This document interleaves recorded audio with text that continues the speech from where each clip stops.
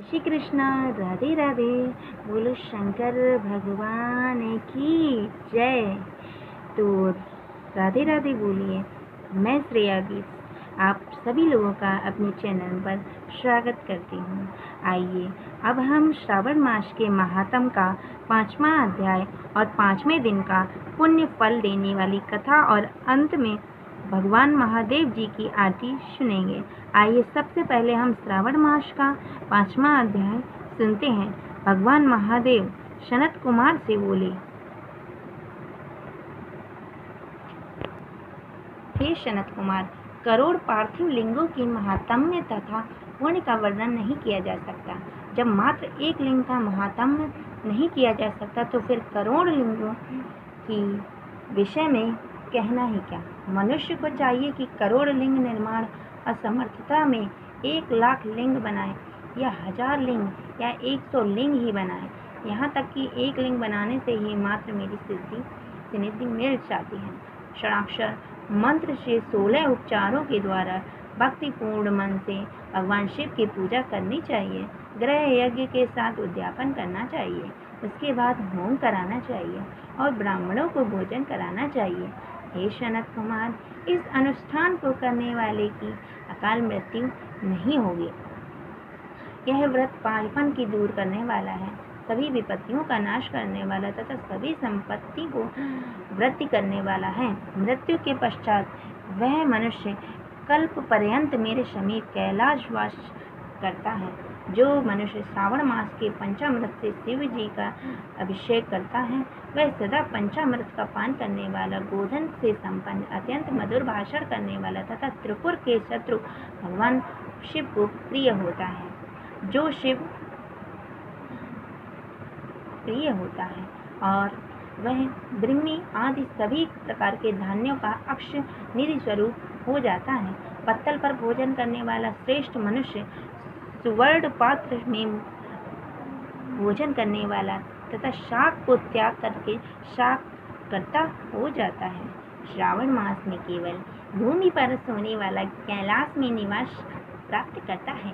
इस मास में एक भी दिन प्रातः स्नान करने से मनुष्य को 1 वर्ष स्नान करने के फल का भागी कहा गया है। इस मास में जितेंद्रिय होने से इंद्रिय बल प्राप्त होता है।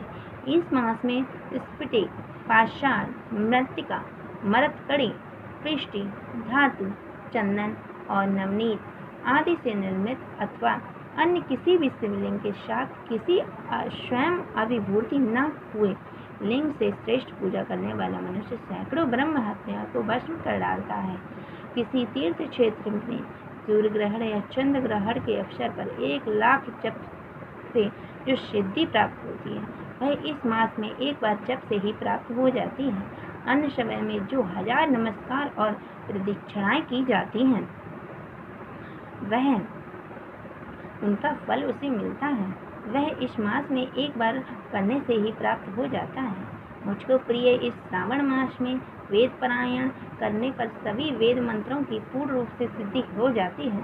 श्रद्धा युक्त होकर इस मास में 1000 बार पुरुष सूक्त का पाठ करना चाहिए अथवा कलयुग में उसका 54 पाठ करना चाहिए अथवा वर्ण संख्या का 2 गुना या 100 गुना करना चाहिए अथवा वह करने में असमर्थ हो तो आलस्यहीन होकर मात्र 100 पाठ करने चाहिए। ऐसा करने वाला मनुष्य ब्रह्म हत्या आदि पापों से मुक्त हो जाता है।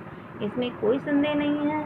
गुरु पत्नी के साथ सत्संगजन्य पाप के लिए यही महान प्रायश्चित है। इसके समान पुण्य पद, पवित्र तथा पाप नाशक कुछ भी नहीं है। पुरुष सूक्त के जप के बिना इस मास में एक भी दिन व्यतीत नहीं करना चाहिए। जो मनुष्य इस फल को अर्थवाद कहता है वह नरकगामी होता है। इस महीने में शमिदा, चारु, तिल और व्रत से ग्रह यज्ञ होम कराना चाहिए। शिव को रूपों को भली भांति ध्यान कर आदि उनके धूप, गंध, पुष्प, नैवेद्य आदि से पूजन करना चाहिए और अपने सामर्थ्य के अनुसार कोटि होम, लक्ष्य होम अथवा 10 सहस्त्र होम कराना चाहिए। व्याहृत्यों ओम भूर ओम भू ओम स्वाहा के नाम तिलों के द्वारा भी यह ग्रह यज्ञ नाम होम किया जाता है। हे सनत कुमार, इसके बाद अब मैं वारों के व्रतों का वर्णन करूंगा। आप सुनिए। हे अनद, उनमें सर्वप्रथम मैं आपको रविवार का व्रत बताऊंगा। इस संबंध में लोग एक प्राचीन इतिहास को कहते हैं। प्रतिष्ठानपुर में सुकर्मा नामक एक द्विज था। वह दरिद्र, कृपण और भिक्षावृत्ति में लगा रहता था। एक बार वह धान्य मांगने के लिए घूमते घूमते नगर में गया।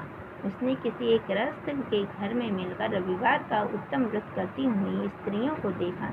तब उसे देखकर वे स्त्रियां परस्पर कहने लगीं कि इस पूजा विधि का शीघ्रता पूर्वक छिपा लो। इस पर वह विप्र उन स्त्रियों से बोला, हे श्रेष्ठ स्त्रियों, आप लोग इस व्रत को क्यों छिपा रही हैं? समान चित्त वाले सज्जनों के परमार्थ ही स्वार्थ हैं। मैं दरिद्र तथा दुखी हूँ।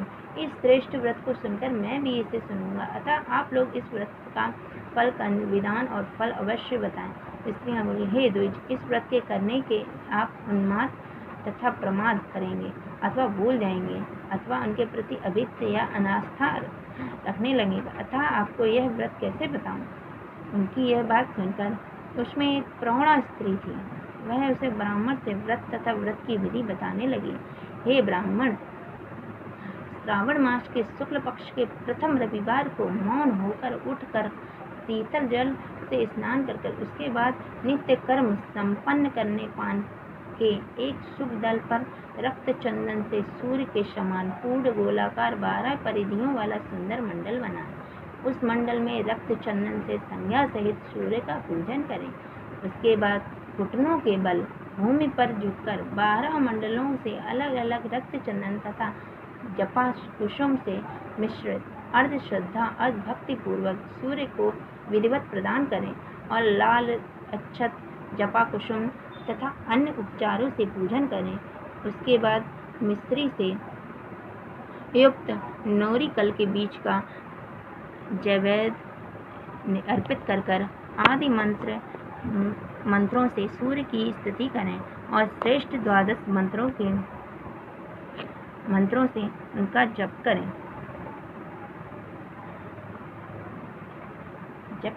उसके बाद 6 तंतुओं से बनाए गए सूत्र से 6 ग्रंथियां बनाकर देवेश सूर्य को अर्पण करके उसे गले में बांधें और पुनः 12 फलों से युक्त वायन ब्राह्मण को प्रदान करें। इस व्रत की विधि को किसी के सामने नहीं सुनाना चाहिए। हे विप्र, इस विधि के व्रत के किए जाने पर धनहीन व्यक्ति धन प्राप्त करता है, पुत्रहीन व्यक्ति प्राप्त करता है, कोड़ी कोड़ से मुक्त हो जाता है, बंधन में पड़ा व्यक्ति बंधन से छूट जाता है।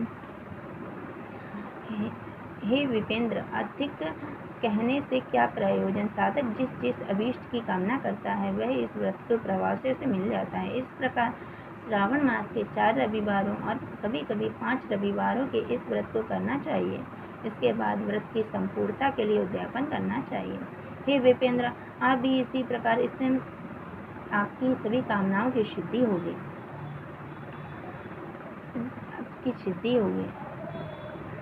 उसके बाद उन पवित्रताओं को नमस्कार करके वह ब्राह्मण अपने घर आ गया। उनसे जैसा सुना था उसी विधि में संपूर्ण व्रत किया और अपनी दोनों पुत्रियों को यह विधि सुनाई। उस व्रत के सुनाने के से शिव जी के दर्शन तथा उनके पूजन के प्रभाव से वे कन्या देवांगनों को सदृश हो गईं। उसी समय उस ब्राह्मण के घर पर लक्ष्मी ने प्रवेश किया और वह अनेक उपाय तथा निमित्तियों से धनवान हो गया। किसी दिन उस नगर के राजा ने ब्राह्मण के घर में होकर राजमार्ग में जाते हुए खिड़की से खड़ी उन दोनों से सुंदर तथा अनुपमेय कन्याओं को देख लिया। तीनों लोकों में कमल, चंद्रमा आदि से सुंदर वस्तुएं थीं। उन्हें वे दोनों कन्याएं अपने शरीर में अवयवों से तिरस्कृत कर रही थीं। उन्हें देखकर राजा मोहित हो गया और क्षण भर के लिए वहीं खड़े हो गए। ब्राह्मण को शीघ्र बुलाकर उन्होंने दोनों कन्याओं की मांग की। उस ब्राह्मण ने भी हर्षित होकर दोनों कन्याओं राजा को प्रदान कर दी। उस राजा को पति रूप में प्राप्त कर वे कन्याएं और भी अधिक प्रसन्न हुई। वे स्वयं इस व्रत को करने लगी और पुत्र पौत्र आदि से संपन्न हुए। हे मुनि, महान ऐश्वर्य देने वाले इस व्रत को मैंने आपसे कह दिया। हे विधिनंदन, जिस व्रत से श्रवण मात्र से ही मनुष्य सभी मनोरथों को प्राप्त कर लेता है, उसी प्रकार उनके अनुष्ठानों का फलों से फल का वर्णन किया जाए। इस प्रकार श्री स्कंद पुराण के अंतर्गत ईश्वर सनत कुमार संवाद में श्रावण मास महात्म्य संकीर्णन नानाव्रत रविवार व्रतादि कथन नामक 5वां अध्याय पूरा हुआ। इस प्रकार हमारे 5वां अध्याय श्रावण मास का अंत समाप्त हो रहा है। और अगर आपको 6वां अध्याय सुनना है तो हमारे चैनल को लाइक, शेयर एंड सब्सक्राइब करना ना भूलें। राधे राधे दोस्तों।